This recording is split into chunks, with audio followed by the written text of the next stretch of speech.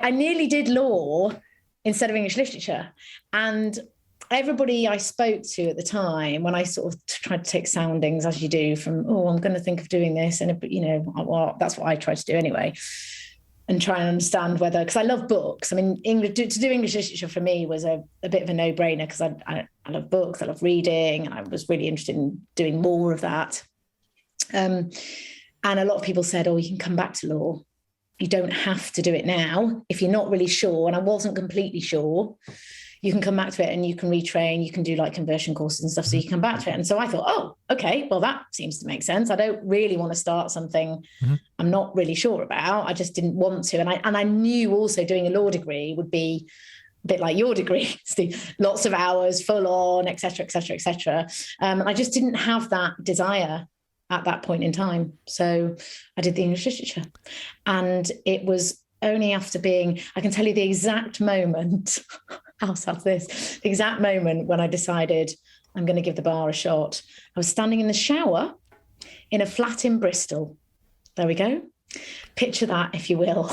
That's probably put everybody off their tea, isn't it, on a Monday tea time? What I kind of find quite neat is when you have conscious thought about stuff. When you try and concentrate, like in an exam, you sit down, you try and concentrate, or you've got that email to bash out, you can't be bothered, you're a bit frazzled.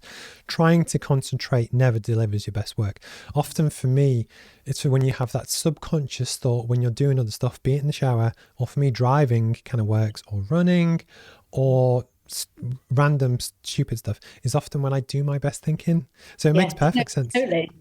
Yeah, I totally agree with that. I always say to all the people I work with when we're doing presentation skills stuff, and we work through some ideas, and I always say to them, right, this is going to be really hard because you cannot think of creative stuff when someone says, think of something creative. And then I have to say, but I'm afraid we're doing training, so I can't wait for you to go for your run or have your shower or go and chill with Netflix and come back next week, because that's not how it's going to kind of work. But I do always say to them, I absolutely promise you, tonight, when you're stirring the kids' tea and you're just listening to the radio, this idea will pop into your head. Yeah. And you'll be like, that's it. That's what I should have said to Joe when we were doing that earlier today, because that's when you're like, totally, that's when you'll think of it. I do when I go running. I went running this morning and I did have a good idea. Always when I'm running. How do you capture your ideas? I'm an email person, so I email myself the idea to then pick it up when I get home.